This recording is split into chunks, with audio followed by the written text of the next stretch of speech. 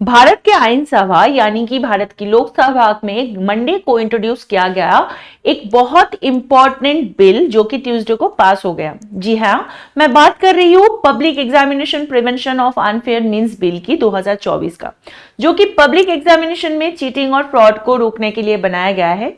इसी बिल का एम है कि पब्लिक एग्जामिनेशन सिस्टम में ट्रांसपेरेंसी ले आना, फेयरनेस ले आना और क्रेडिबिलिटी को चालू कराना, ताकि कैंडिडेट को मेरिट बेस्ड सिलेक्शन हो पाए और इसको अच्छे करने के लिए भी एनकरेज किया जाए।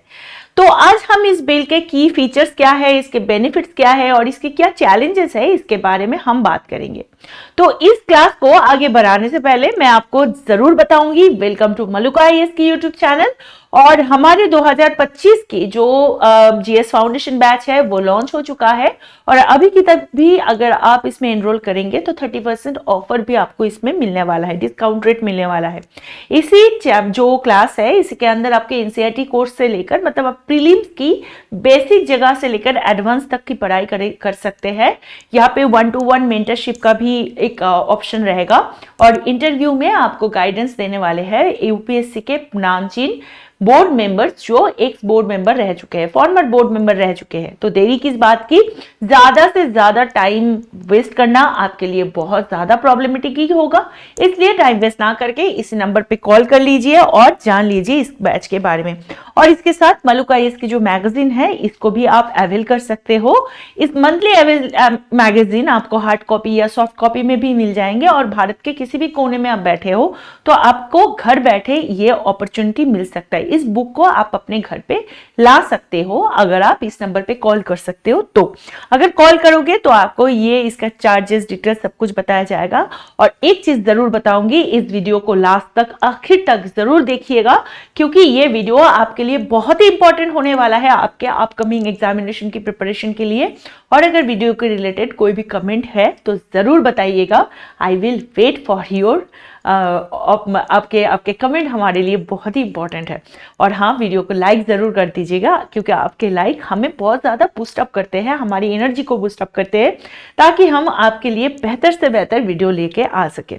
चलो अब बात कर लेते हैं कि ये जो शेड्यूल लिस्ट दिया गया है, जो 5 पब्लिक एग्जामिनेशन अथॉरिटीज की बात हमने किया, उसके बारे में जो बात किया गया है वो क्या है वो देख लेते हैं। पहले तो है नंबर 1 जो कि है यूपीएससी, जो कि सिविल सर्विस एग्जामिनेशन कराता है, डिफेंस एग्जामिनेशन सर्विस के एग्जामिनेशन कराता है, कंबाइंड मेडिकल सर्विस के एग्जामिनेशन कराता है, इंजीनियरिंग सर्विस के एग्जामिनेशन कराता है। दूसरा है स्टाफ सिलेक्शन कमीशन, जिसके थ्रू ग्रुप सी और ग्रुप बी जो कि टेक्निकल और नॉन गेजेटेड सेक्शन है, जॉब सेक्शन है, वो सेंट्रल गवर्नमेंट के उसको दिलाया जाता है। फिर होता है रेलवे की बोर्ड जो ग्रुप सी और डी की स्टाफ को यहाँ पे जो स्टाफ को रिक्रूट कराते हैं थ्रू एग्जामिनेशन। फिर होता है इंस्टीट्यूशन ऑफ बैंकिंग और पर्सनल सिलेक्शन, जिसको आईबीपीएस कहा जाता है। ये हायर करता है ऑल लेवल ऑफ नेशनलाइज्ड जो बैंक होता है, जो रीजनल और रूरल बैंक होते हैं, उनके जो एम्प्लॉय है उनको एम्प्लॉयमेंट देते हैं। नेशनल टेस्टिंग एजेंसी की भी बात यहाँ पे एडेड होता है जो कि एनटीए कहा जाता है, जो कॉन्डक्ट करता है जेईई मेंस और उसके साथ एनडब्ल्यूटी मतलब यूजीसी अंडर ग्रेजुएट और यूजीसी की जो टेस्ट होता है नेट होता है, और उसके साथ सीयूईटी जिसको कहते हैं कॉमन यूनिवर्सिटी एंट्रेंस टेस्ट, इसको भी इसी परिसंख्यान के अंदर रखा गया है। सबसे पहले हम इस बिल के कुछ फीचर्स को समझ लेते हैं। इस बिल में पब्लिक एग्जामिनेशन और अनफेयर मींस के डेफिनेशन भी दिए गए हैं और पब्लिक एग्जामिनेशन अथॉरिटीज के रोल्स और रिस्पॉन्सिबिलिटी भी बताए गए हैं। तो इस बिल के अंदर जो कुछ ऑफेंसेस के बात किया गया है उसके पेनल्टीज भी क्या लगेंगे तो वो यहाँ पे क्लियरली हम बात करेंगे। ठीक है, ये है बिल का नाम है the public examination prevention of unfair means bill 2024।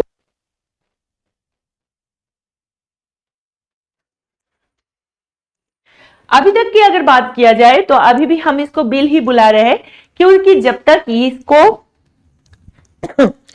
तक इसको ना एसन मिलेंगे from the both the house. अभी तक लोकसभा में ये लागू हुआ है, पास हुआ है ट्यूसडे को, लेकिन ये राज्यसभा से पास होना और फिर जाके प्रेसिडेंट की जब इसमें एसन मिल जाएगी तब ये एक्ट या प्रॉपर एक आइन बन जाएगा। ठीक है, तो उससे पहले अगर कोई भी पर्सन, मतलब अगर हम बात करें कि इस जो बिल के जो फीचर्स है उसके बारे में, तो वो हम थोड़ा सा जान लेते हैं।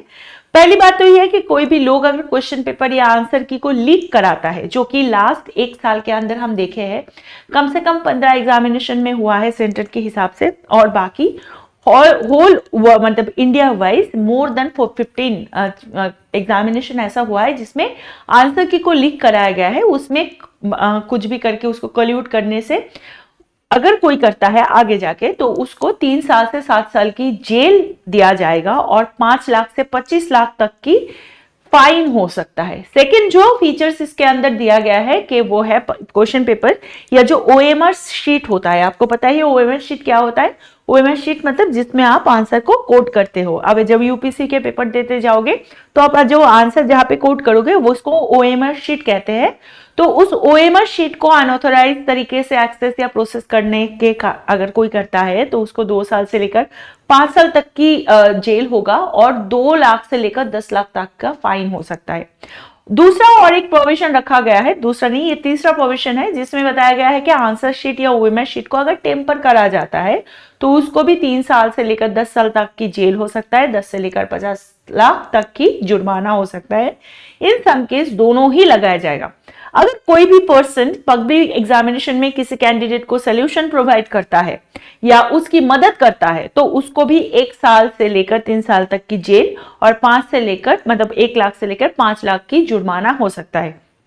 अब अगर कोई इंसान ऐसा है जो कि डॉक्यूमेंट को टेम्पर कर रहा है, जो भी ऑफिशियल डॉक्यूमेंट्स है, जो कि कैंडिडेट की जो शॉर्ट लिस्टिंग या मेरिट लिस्ट है उस रैंक को कहीं ना कहीं पे वो टेम्पर कर रहा है या अफेक्ट कर रहा है, तो उसको भी 3 साल से लेकर 10 साल तक की जेल होगा और 10 लाख से लेकर 50 लाख की जुर्माना होगा। अब अगर कोई इंसान जो कि कंप्यूटर बेस्ड नॉलेज टेस्ट होता है, जिसमें आप कंप्यूटर में कंप्यूटर रिसोर्स के थ्रू आप अपना एग्जामिनेशन देते हो, उसी में अगर सिस्टम को टेम्पर करता है तो उसको 3 साल से लेकर 10 साल तक की जेल हो सकता है और उसको भी 10 लाख से लेकर 50 लाख का जुर्माना दिया जाएगा। इन सम केस दोनों ही करा जाएगा।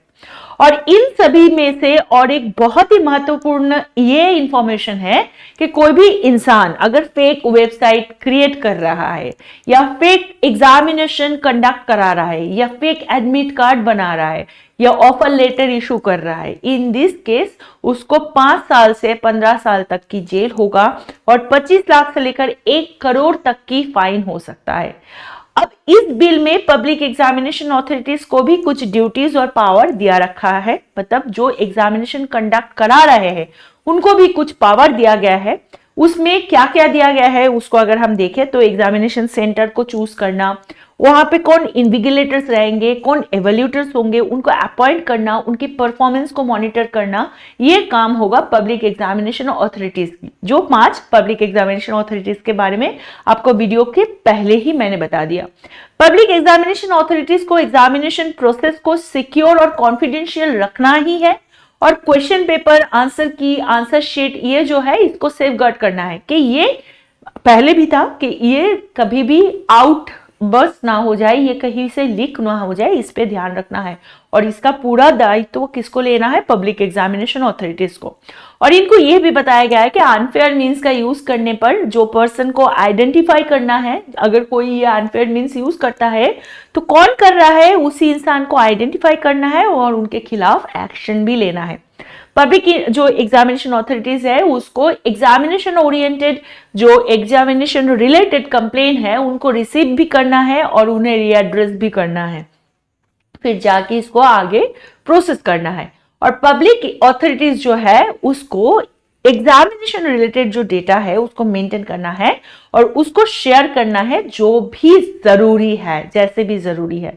तो इसी एक बिल में ही सेंट्रल पब्लिक एडमिनिस्ट्रेशन या सेंट्रल पब्लिक एग्जामिनेशन जो अथॉरिटी है इसको एस्टैब्लिश किया गया है, जो कि पब्लिक एग्जामिनेशन अथॉरिटीज के फंक्शनिंग को सुपरवाइज और कोऑर्डिनेट करेगा। ठीक है, इसका मतलब ये है जो पब्लिक सर्विस के जो अथॉरिटीज है इनको देखभाल करने के लिए एक अथॉरिटी को चूज करना होगा, एक कोऑर्डिनेशन बनवाने के लिए एक अथॉरिटी बनेगा जो गाइडलाइन और डायरेक्शन देगा। किसको देगा? पब्लिक एग्जामिनेशन अथॉरिटी को। ठीक है, इस अथॉरिटी के अंदर एक चेयरपर्सन होगा जो कि एक रिटायर्ड सुप्रीम कोर्ट के जज होंगे। याद रहेगा हमें कि इसका जो अथॉरिटी का हेड होगा या चेयरपर्सन होगा वो एक सुप्रीम कोर्ट का रिटायर्ड जज होगा और 6 बाकी मेंबर होंगे जो कि पब्लिक एग्जामिनेशन अथॉरिटीज के रिप्रेजेंटेटिव होंगे। अब इस अथॉरिटी के टेन्योर 3 साल होगा और 3 सालों में से अगर आपको बताया जाए तो इस 3 सालों में से उससे रिन्यू किया जाने के भी प्रोविजन रह जाएगा। अब हम बात करेंगे कि इसके फीचर्स के बारे में अगर बात हो गई तो हम बात करेंगे कि ये जो बिल, सपोज ये बिल जो पास हुआ है इसके 2 पहलू है, हर चीज का 2 पहलू होता है, तो इसका भी कुछ बेनिफिट्स है और कुछ चैलेंजेस भी है। अगर बेनिफिट्स की बात किया जाए तो सबसे पहले हम बात करेंगे चीटिंग और फ्रॉड, ये चीज ताकि आगे ना बढ़े इसलिए कैंडिडेट ताकि मेरिट बेस मतलब कैंडिडेट अपने मेरिट के हिसाब से उसके सिलेक्शन हो, इसी वजह से उनको बहुत ज्यादा इनकरेज किया जा सकता है। इस बिल में जो सिस्टम रखा जा रहा है ट्रांसपेरेंसी का, फेयरनेस का, क्रेडिबिलिटी को बढ़ाया जा सकता है और कैंडिडेट को इक्वल अपॉर्चुनिटी दिया जा सकता है। ठीक है, इस बिल से पब्लिक एग्जामिनेशन सिस्टम में भी क्वालिटी और स्टैंडर्ड को इंप्रूव करने की कोशिश किया जा सकता है और कैंडिडेट को बेटर एजुकेशन और स्किल्स दिया जा सकता है। इस बिल का जो पब्लिक एग्जामिनेशन मतलब ये जो बिल बन रहा है, इस बिल से पब्लिक एग्जामिनेशन सिस्टम में और ज्यादा ट्रस्ट और कॉन्फिडेंस को रिस्टोर किया जा सकता है और जो कैंडिडेट है वो भी सेटिस्फाइड ज्यादा होंगे अपने पेपर देने के बाद, ये माना जा सकता है। जो क्वेश्चन, जो चीज आज तक बच्चों के अंदर हर वक्त होता है कि भाई पेपर देकर हम क्या करें क्योंकि सारे करप्टेड होते हैं, तो हाँ अच्छी बात यह है कि सेंट्रल गवर्नमेंट की तरफ से ये स्कीम्स को, ताकि ये एग्जामिनेशन को और ज्यादा ट्रांसपेरेंट किया जाए और इसको करप्शन फ्री किया जाए, उसके तरफ एक कदम ये सेंट्रल गवर्नमेंट की बढ़ाने की एक ये दायित्व है। लेकिन जहां पे बेनिफिट्स हैं वहां पे बहुत सारे चैलेंजेस भी आते हैं और यहाँ पे भी चैलेंजेस बहुत सारे आएंगे। जैसे कि फर्स्ट चैलेंजेस की अगर हम बात करें तो पहले ये है कि पब्लिक एग्जामिनेशन अथॉरिटीज को एक एडिक्वेट रिसोर्सेस और इंफ्रास्ट्रक्चर होना चाहिए, क्योंकि जो अभी इनके पास पॉसिबली मौजूद नहीं है। इस बिल को इन्फोर्स करने के लिए जो पब्लिक एग्जामिनेशन अथॉरिटी है उसको इफेक्टिव कोऑर्डिनेशन रखना है, कोऑपरेशन की जरूरत है होगी जो कि बहुत ज्यादा कम है। मतलब मैं जाके अथॉरिटी से जाके एक वैल्यूड एक इंफॉर्मेशन दे दिया गया है कि आपको ये करना है, ये गाइडलाइंस दे दिया गया है, लेकिन जो अथॉरिटी उसको निभा रहे हैं उसके अंदर रिलेशन या कोऑर्डिनेशन अच्छे से नहीं बैठेगा तो वो नहीं निभाएंगे, और अगर वो नहीं निभाएंगे, चीजों को वहां के उनके लेवल पे टैम्पर करेंगे तो चीजों में प्रॉब्लम आ सकता है। तो ये हर केस में जरूरी नहीं है कि ये प्रॉब्लम सॉल्व हुए, तो देयर इज अ चांस कि हर केस में पॉसिबली ये कंफर्म ना करा जाए जहां पे कोऑर्डिनेशन और कोऑपरेशन की मौजूदगी हो। इस बिल को कंप्लाई करने के लिए पब्लिक एग्जामिनेशन अथॉरिटीज और कैंडिडेट को अवेयरनेस और सेंसिटाइजेशन की भी जरूरत होगी, जो कि हर लेवल पे होना नामुमकिन है। अब इस बिल को अमेंड करने के लिए जो पब्लिक एग्जामिनेशन अथॉरिटीज और सेंट्रल गवर्नमेंट की जो कंसल्टेशन है और कंसेंसस की जरूरत होगी, वो भी हर सिचुएशन पे मौजूद नहीं होता है। तो दोस्तों ये था पब्लिक एग्जामिनेशन जो कि prevention of unfair means bill 2024 का डिटेल एनालिसिस। उम्मीद है कि आपको ये वीडियो पसंद आया होगा, और आपको अगर ये वीडियो अच्छा लगे तो please like, share and comment and subscribe the channel. और हाँ, आपके कमेंट सराखों पे जैसे मैंने आपको बताया। और बाय द वे मैं आपको बहुत इंपॉर्टेंट चीज यहाँ पे बताना चाहूंगी, इस जो वीडियो आपको पढ़ाया गया है इसके पीडीएफ अगर आपको लेना है तो मलुका आईएएस के जो हमारे टेलीग्राम चैनल है उस पे ज्वाइन करना ना भूलिए। हमारे बाकी सोशल मीडिया हैंडल पे भी रेगुलर अपडेशन होते रहते हैं हमारे बहुत सारे टॉपिक के ऊपर, करंट न्यूज के ऊपर, उसको भी आप कभी भी नजरअंदाज ना करें और उस पे ज्वाइन कर जाए। और आपसे मिलूंगी नेक्स्ट क्लासेस में, तब तक के लिए अपना ध्यान रखिएगा, प्लीज टेक केयर, अच्छे से पढ़ाई करिएगा और हमें ऐसे ही प्यार करते रहिएगा। और हाँ, जय हिंद।